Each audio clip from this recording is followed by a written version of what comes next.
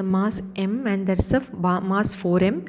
So initially, say supposing this is the initial position of the spring, which is let's call it equilibrium position. Because of this, it would be hanging down by a distance of x naught, and that is attributed by a 5 mg, and so 5 mg is equal to minus k into x naught. Therefore x naught is equal to minus 5 mg by k, and you get the first extension. And moment 4m block falls off, you know that the small m block is going to be pushed upward and it will cross through a distance of say x until it reaches some extreme position. Okay, so then so therefore it is the change in the potential energy at the lowermost point. Let's consider this is the ground level, say, then the 0 minus the potential energy at the topmost position will be mg x plus x naught. So it's minus of mg into x plus x naught.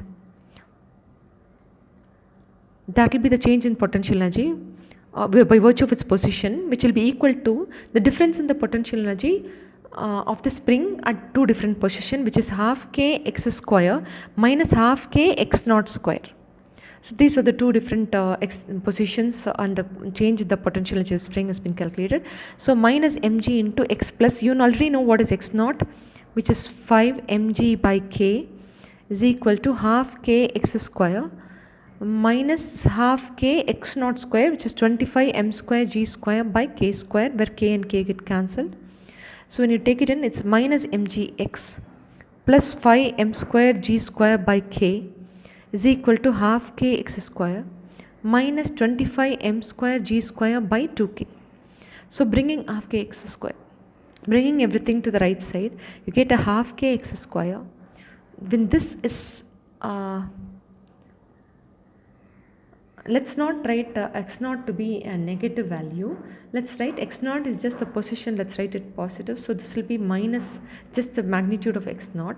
So then if you bring it to the right side, it will be minus 25 m square g square by 2k plus 5 m square g square by k plus mgx is equal to 0. So this can be solvable, the m square g square part by 2k. So you have 2k as LCM. So so this will be into 2, so it will become 10. So minus 15 m square g square by 2k plus mgx is equal to 0, and this is the quadratic equation that we'll get. So rearranging plus mgx minus 15 m square g square by 2k is equal to 0. If you do minus b plus or minus root of b square minus 4ac, c is with a negative sign, so become positive, into 15 m square g square by 2k.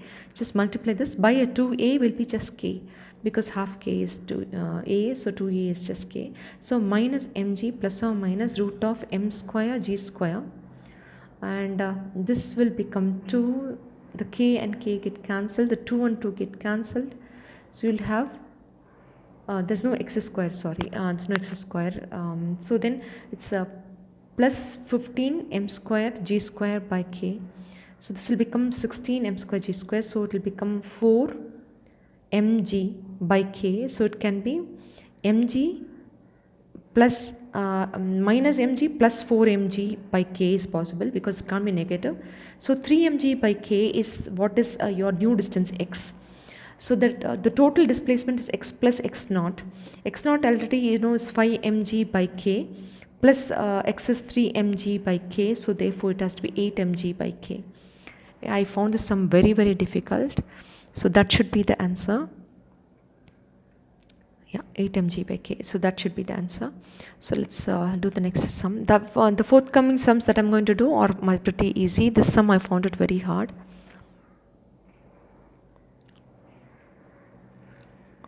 Okay, here the resultant of the two forces, there is a force F1 and an F2, and magnitude, sum of the resultant magnitude of F1 plus F2 is given to be 50 newtons.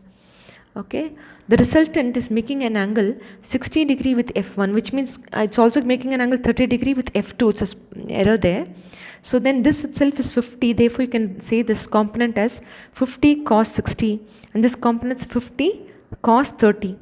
And you know cos 30 is root 3 by 2, so 25 root 3 is this force, and cos 60 is 1 by 2, so 25 Newton is this force, and therefore option number A is the right answer.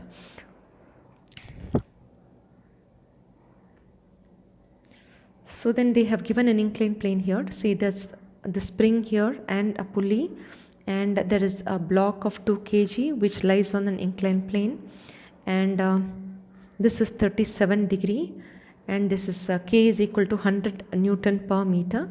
That's the spring constant. And moment you see 37 degree, you have to draw a triangle like this. 37, you know, this is 53, 37, 53, 37, and this is 4, this is 5, this is 3, and this triangle you must remember. And you also can resolve this, which is mg, and this is mg cos 37, and this will be mg sin 37, and this block will move as much down as this can come to the extreme position, and the spring's extreme position has got only potential energy, which is half k x square, which will be responsible for moving mg sin 37 force through a distance of x, and x get cancelled. K itself is 100, so it's 50 x is equal to 20 mg, 2 kg is the block, so 20 sin 37.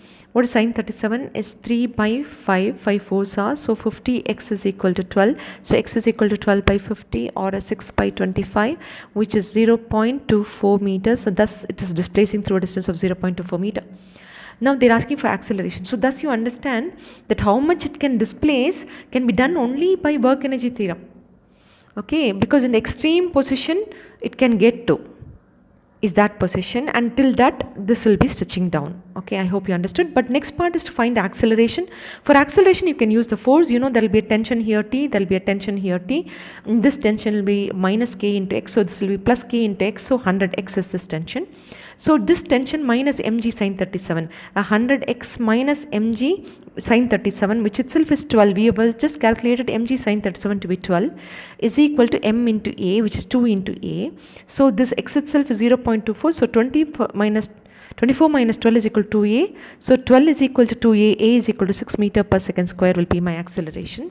The next part of the question, they've included friction. If there is a friction, the friction obviously will be in this direction, and the friction will also be doing force, doing work done, and tension will also be doing work done, and you have to do again conservation of energy, where friction's work done. What is friction? Is mu into normal reaction, which is mu into normal reaction will be right above, which will be equal to mg cos 37, and a cos 37 is 4 by 5, and mg is 2 into 20 in 2 into 10, cos 37 is 4 by 5, so it's 16 mu is the frictional force, and that is going to do work. So the 16 mu is contributing to some displacement x, which is given to be 0.20 in the question.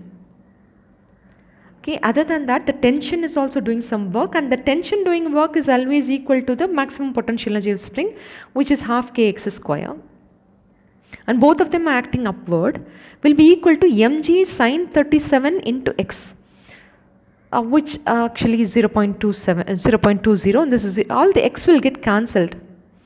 So then you will get 16 nu plus half kx. Half kx is nothing but 50x is equal to, this is sin mg sin 37 12. So with which this itself x is 0.20 according to this new question. So 16 mu is equal to 10 plus 10 is equal to 12. 16 mu is equal to 2. So mu is equal to 2 by 16 or a 1 by 8. That's all. So that is it. Then let's go to the next question. So you should understand where you have to use work energy theorem. When finding acceleration alone, you have to use only force resolving.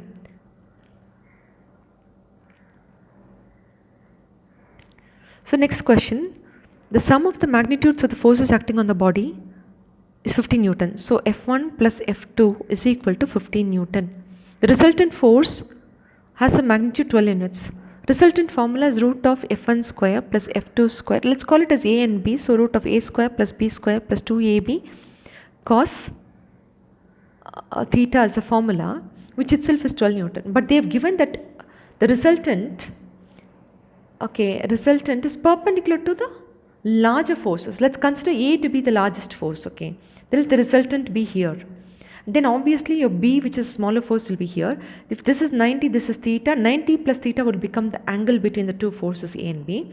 And therefore this will be root of A square plus B square plus 2AB cos 90 plus theta, which is second quadrant and negative. So root of A square plus B square minus 2AB odd integral sin theta Take this triangle, sine theta is equal to A by B. Magnitude of A vector by B vector, opposite by, if this is A, this has got to be A. So A by B. So you can cancel this and write A by B. B and B get cancelled. You get root of B square minus A square to be the resultant, which is 12 Newton. So B square minus A square is equal to 144. One can be written in terms of the magnitude of A plus magnitude of B. Oh, the sum of the magnitude of the two forces, not the total, okay? Sum of the magnitude of the two forces is 15. So B can be written as 15 minus A. 15 minus A the whole square minus A square is equal to 144. 225 minus 30A plus A square minus A square is equal to 144. So then minus 30A is equal to minus 81. So A is equal to 81 by 30, which is 32 2 point. 60, 21, 2.7 Newton. So one of the forces 2.7, the other force will be obviously bigger. So smaller forces can thus be identified as 2.7 Newton. So you can mark one of the options, yes. But what the question I didn't read properly, sum of the magnitude of the individual forces is 15 Newton. The resultant is 12 Newton. Okay, so that you must have the clarity.